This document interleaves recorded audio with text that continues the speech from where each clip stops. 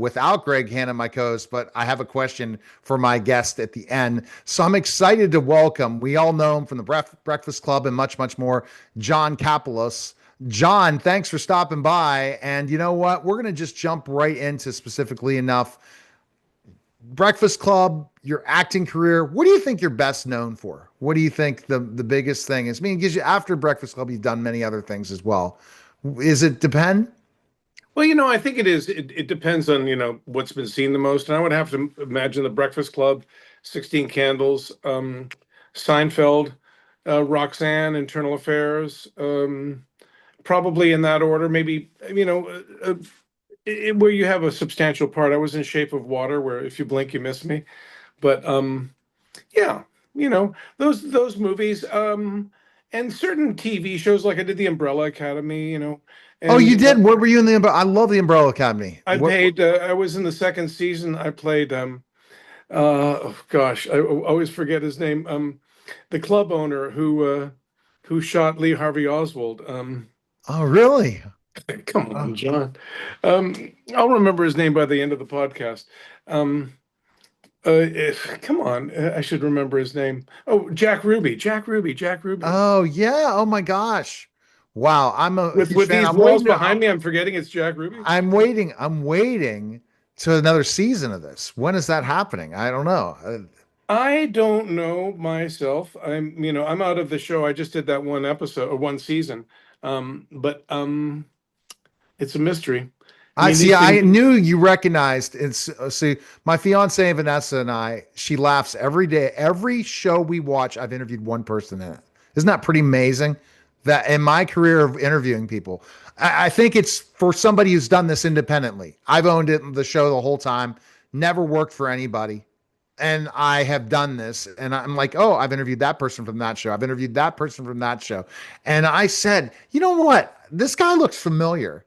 And now I'm going to have to go back because we binge watched it, Vanessa and imagine working with some of these people too. I mean, there are certain people I've worked with, and I go, "Oh my God!" And you see them years later or years before. You go, wait a minute, I've worked with them. So it's a similar sort of thing, especially when I've done a lot of parts that have varied in size. So sometimes you come into a project and it's very quick, and sometimes it's much longer. A lot of people recognize me from Justified. It all depends, what shows people watch, things like that. Yeah, and that's the difference, right? We're in a different time period. I go talk to my daughter, I interviewed that person. Who's he? But however, somebody else would say, oh my gosh, you interviewed that person. It just depends on the age. And now we're running into this problem that a lot of people aren't remembering certain shows that were just so popular. They're on TV now that kids aren't watching television anymore. Well, I mean, I heard the term used on one of the podcasts I watched, or somebody was talking about called the monoculture.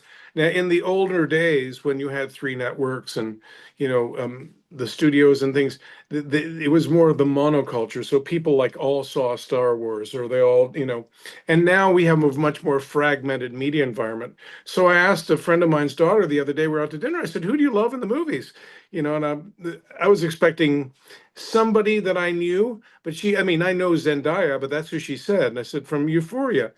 She's a 17-year-old young lady. So everybody, and I don't know Euphoria. I don't know that show because, it's not, again, a fragmented media environment. It's a different world out there. A lot of stuff to watch, But the problem is not enough that keeps, if you binge all the time. So I'm lucky to be able to like work and just watch stream shows all day long.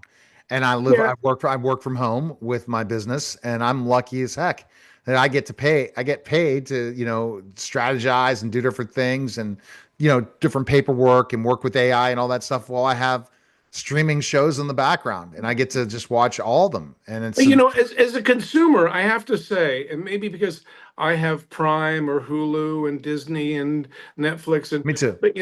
But I dropped a few of them because I was sitting there like, well, I don't watch this one as much as that one, et cetera, et cetera. And like, so there's a thing that people are doing where they watch one streamer and they watch everything on it, and then they quit it. And like, So that's why Apple is like, doing Slow Horses or Cemetery Road. They're doing them episodically because they're Everybody's figuring gone out. back to episodic, which is annoying. It's like we're back to, and you know who they copied But this they off but of? they want to keep their subscribers that way because Yeah. people are doing they're binge watching a show and then dropping the service. So that's you know boo hoo hoo. I mean, everybody's talking about Netflix taking over Warner Brothers or Paramount. And I was in a discussion earlier with a friend of mine about this. And who do you favor? What does it matter? And all it matters to me is that people want to keep on making films. And I mean, a lot more matters to me, of course, that they don't embrace AI or take actors' jobs away from them needlessly, and respect the unions and all that sort of stuff. But I mean, but what's going to happen? You're right. So episodically, them doing that is to keep people interested. But the problem is, like Paramount Plus seems like it keeps cranking new content out. Netflix, not as much. I don't know. What are you seeing? Like, which ones are the bigger streaming I don't have platforms? my And nose I to love Net. Apple TV too. Apple TV is phenomenal. So that's just, I don't have my nose to Netflix that much. I find that it's a bit of a repository of stuff that's kind of carbon copied, to use a term, or photocopied around the world. So you have certain series that are developed by certain people that are shot in Italy or Netherlands or whatever. And some of the shows, I mean, I think the Danish and the Nordic shows are really interesting. There's a show out of Greece called Maestro in Blue, which is very interesting that I've been checking out. I think that overall, it's good that people are developing content, that horrible, but making films in different parts of the world, making series. I think there's an upside to that. Netflix also still has some really good shows, like the Death by Lightning. That was, I thought, really, really good. That end up on Netflix. Like is Seinfeld back is on Netflix now too? I don't know for sure. And you have to tell me the Seinfeld episode you were in. Which one Yeah. was it? Oh, I was in an episode called The Sniffing Accountant.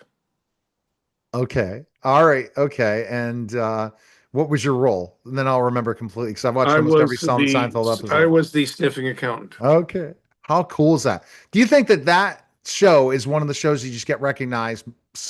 It's unreal what happens of a specific show when they know that because people remember every Seinfeld episode, kind of like The Office, or kind of just it's unreal about Yeah, well, certain shows. I mean, shows engender their own loyalty. Every show has their own sort of fan base and people they love. I did this show called Forever Night, a vampire cop show. People love, love, love that show, and they knew the permutations of it, and more so than sometimes the writers because they'd realize an inconsistency in season two. Well, he didn't do this in season one. Now he's doing that in season two. It's like that sort of stuff, and the writers go, "Oh boy, these people watch this show more closely than others."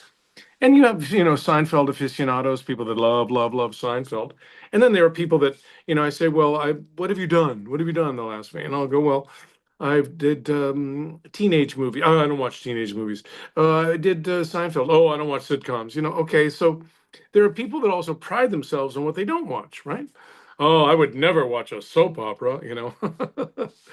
But as an actor, you have to get your feet wet, your profession wet in every sort of genre, and I've done them all, from Jesus Well, to Paul. but so that's intriguing your career.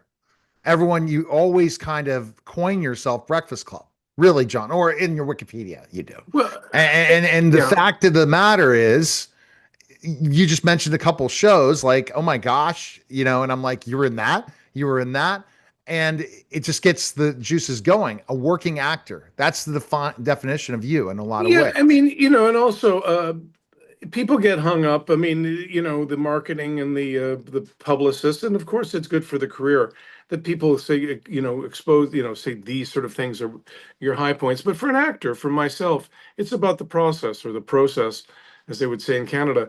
I don't really feel much like, you know, uh, when people will say, how do you act? Will ask, how do you act differently in a film or a TV show or this and that?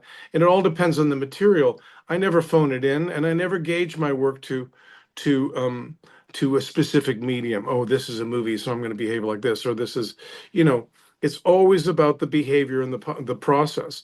So You know, a very dear friend, I mean, how should I say, mentor of mine when I was starting acting, said to me, do everything. I asked him, I said, what, when you see an actor sitting on a couch on a talk show and they're going, well, I turned this down and this down. Well, they have the luxury of doing that. But my friend said, no, no, no, no. You are the sort of actor, and I'm the sort of actor where you just have to do everything, do everything. Now, sometimes there's a downside to that because you can do things that maybe are not that great. If you go over my IMDb, there are things on you go, ooh, sketchy or smelly. But it's the way it is. But see, And the thing is, John, is you could have your big break and become an Academy Award winner. That's the way this industry works. You never know when that opportunity, that job comes. and um yeah, and I've already, if I reflect on my career now, which I sometimes do, I mean, I've had the opportunity to work with some great actors, like, some of them sadly are not with us anymore. So like, it's not like I'm ever going to have the opportunity to work with Treat Williams again, or certain people that there was an actor, John Randolph, who I worked with, a wonderful actor way back when. Not a name actor, but an actor that influenced me that I really, really cared for and liked.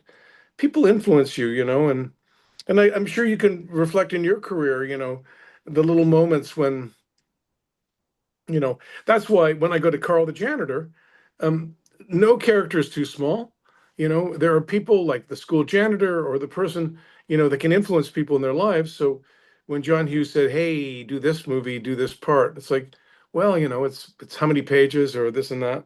It was bigger, then it got smaller, but you do things because you honor the role, and you honor that role in life. All as right. we as we stumble through life, we find people that have big influences and small. And I don't know about you, but sometimes I think about, hey, I remember this guy that helped me when I was doing this thing and like was really helpful, or this person you know, that mother who was really kind to me when I was in school, and Right. other people, you know. So for me, acting is about, you know, exploring all that stuff. And if you're given that opportunity, you're lucky. Yeah. I am now pulling up your Wikipedia. The Lincoln Lawyer. I'm a huge fan of this show. Tell me about your character in that. Oh, again, that was a tiny role I did about a year and a half, 2 years ago now, where I was playing this guy that's going off to Greece to visit his mother, and they're setting up his house for some sort of disaster. One day, one scene, but again, Lincoln Lawyer people, family, friends that saw that, whoa! It was like a morning where you get up and there's a blast of air when you open the window. But it was fun to work on. I can count the number of disasters I've worked on in one hand, and even now, I look back on them and I think, well, that was just making movies. Right. Like where they choose a location where they But it's think got it's to be a fun experience to do all this. well, It's got yeah, to, but I did the movie The Boost, which was an interesting experience with James Woods and Sean Young, directed by Harold Becker, a director that I saw him the other day. He was signing a book. He's now 94 years old, still around. He directed The Onion Field, a lot of great movies, but way back when. But they chose a location which was right in Long Beach because it was perfect. They really liked the location, the look of it, and everything. But every minute and a half, 2.2 minutes and 35 seconds, there was this horrendous thud because they were banging out the hull of a ship, and a ship works about a half a mile away. So the sound, all the stuff we shot that day had to be redone sonically because the sound was no good. And so, you reflect on experiences like that, and it was a big part in the movie, and I had all this stuff right. to say, and I, I don't the experience of an actor when you have to replace your voice.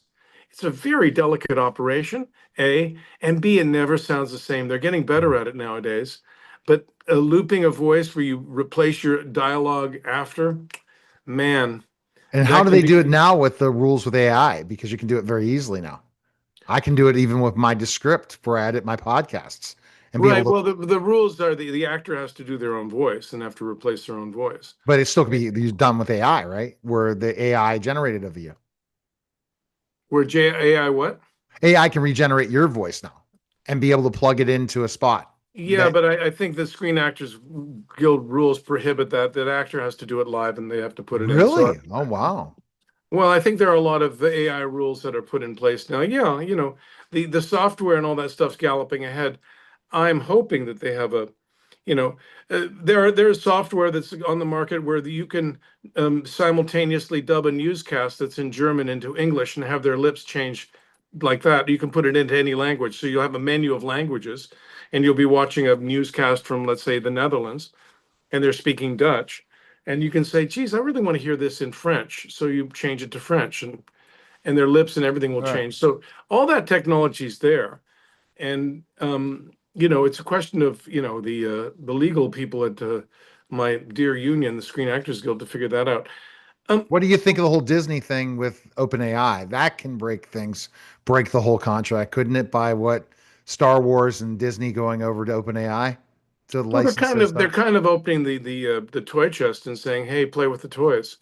Um, you know, it won't be long before catalogs, I think, of music are going to, sell the tracks of Led Zeppelin or the Beatles off. So you can get the drum track of Ringo from Helter Skelter, and you'll take the multi-tracks of people's tapes, and those will be for sale. I don't know whether you know enough about recording, but you can remix and do stuff on your own. So all that stuff, I think, is, you know, after people are long gone, what's Jimmy Page going to say when they're using his guitar, 2 centuries from now? You know, and I Um, just looked at another wiki, Modern Family. We're binge watching it right now. Vanessa and I. She never saw. She saw only a couple episodes of Modern Family, and we just play it in the background. And oh my gosh, I see you had an episode. And yeah, love doing the show. Funny people. For me, it's a little bit like, coming into school in the middle of a semester and then being there for a couple of weeks and then I have to go to another school, So as a guest actor, you're kind of in and out, especially when they're doing a show like Modern Family, which are really, really well-oiled machines. and they all have to end. Why do they end? Because you're in the actors biz. Why do shows end when it seems like they still could go longer? Oh my goodness. I mean, a variety of reasons. People, I did 48 episodes of a show way back when, the show Forever Night, and it's a grind to do all that work. And what happens is that people, they want to do other things. They want to take a break. They've made enough money. The show I worked on way back when, we shot deep nights. We'd shoot from 4 or 5 in the afternoon till about 7, 8 in the morning. And man, a lot of marriages broke up. A lot of people were having substance abuse problems. Not me, but I just kept on plowing through the night. But it's difficult on people's lives when you're shooting places.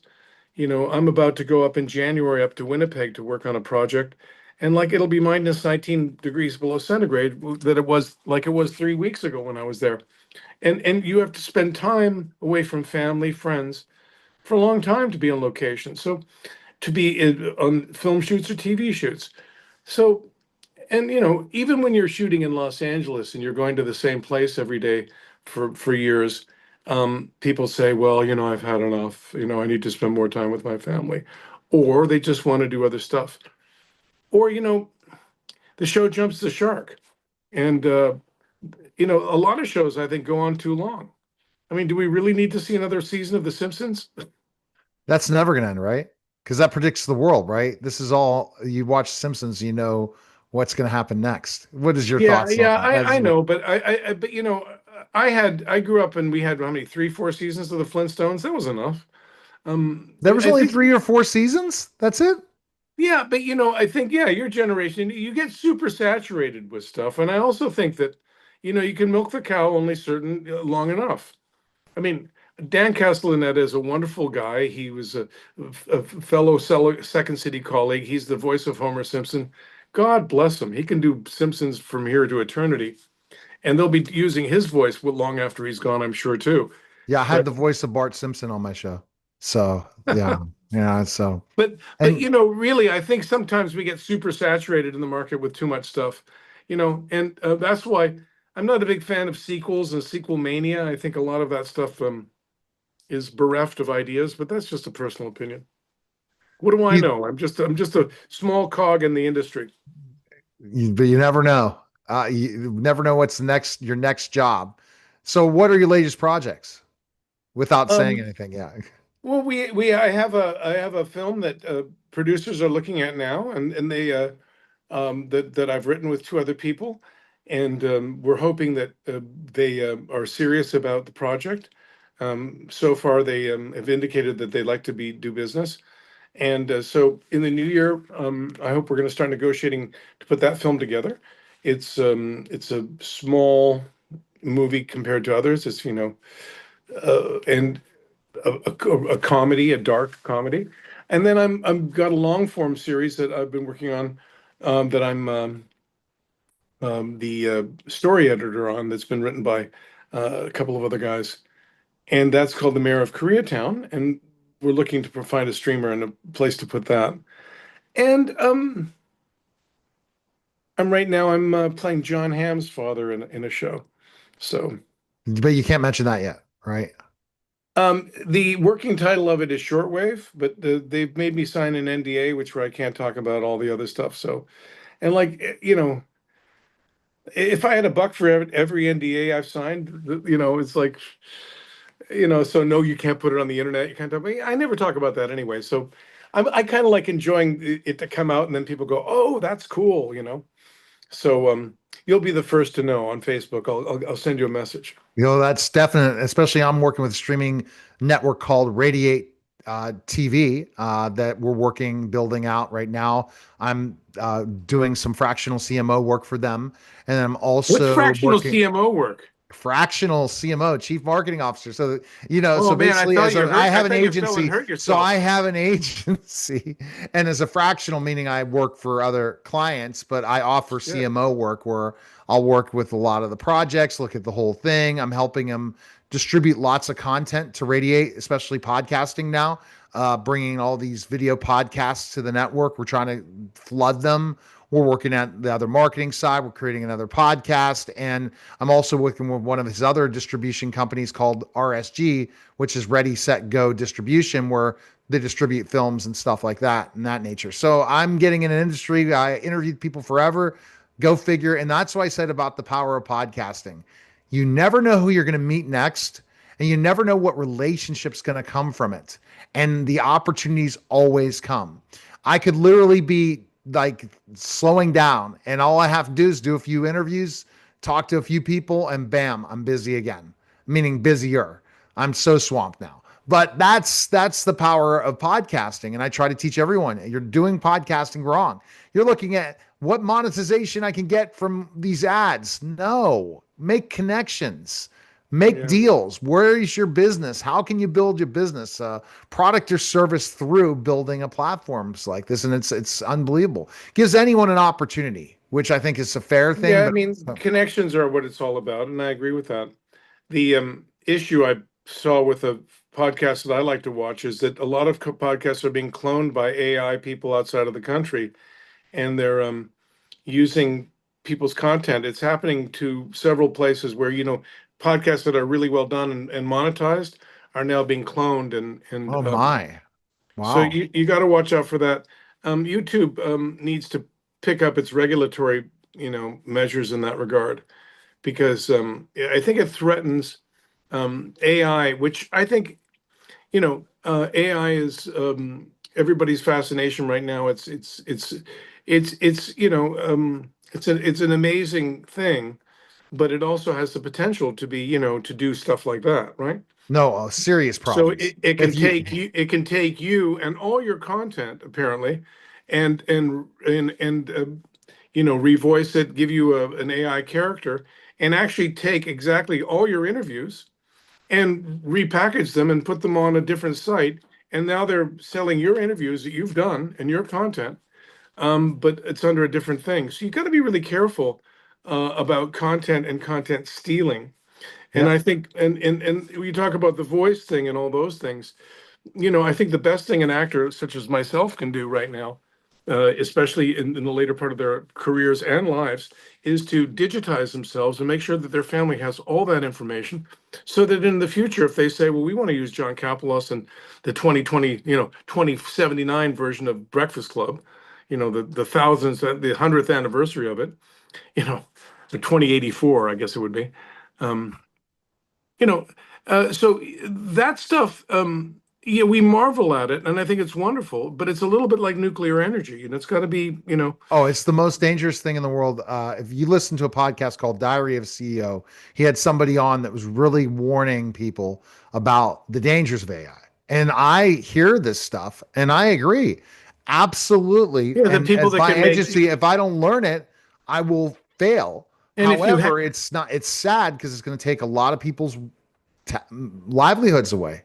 And And so, if you and I mean, I'm not an expert in this field because but if you hack it and then tell it to make me, an AR-17 or with some sort of bomb or assault weapon or something, or hack into this website or, clone that, ding, ding, ding.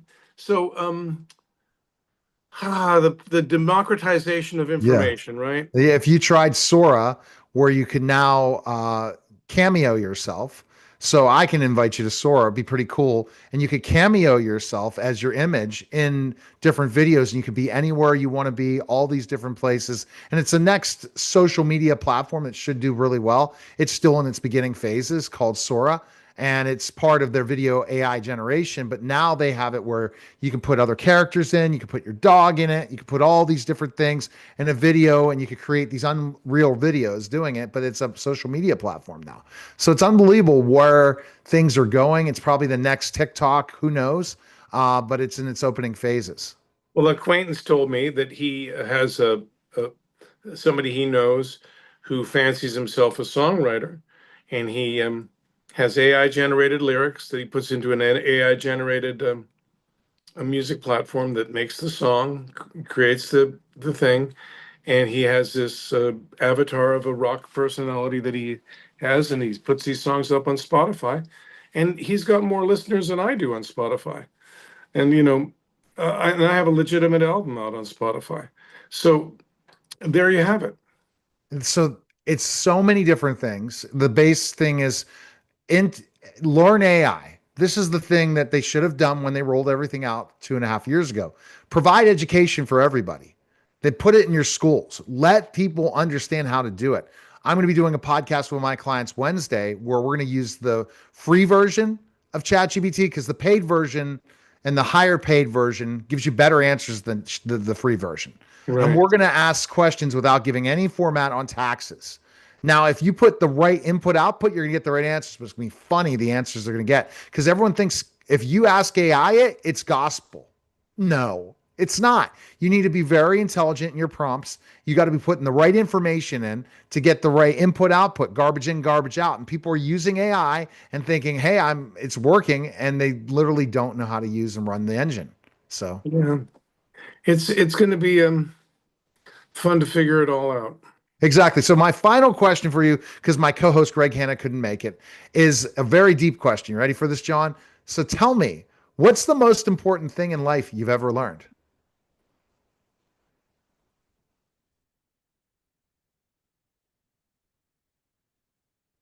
Be kind and to be careful, um, to be considerate,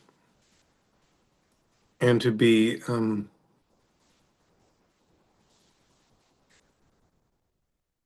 I think in a situation, I mean, this might, but even if you've done nothing wrong, and even if you're blameless, always look to yourself to see how you can do better.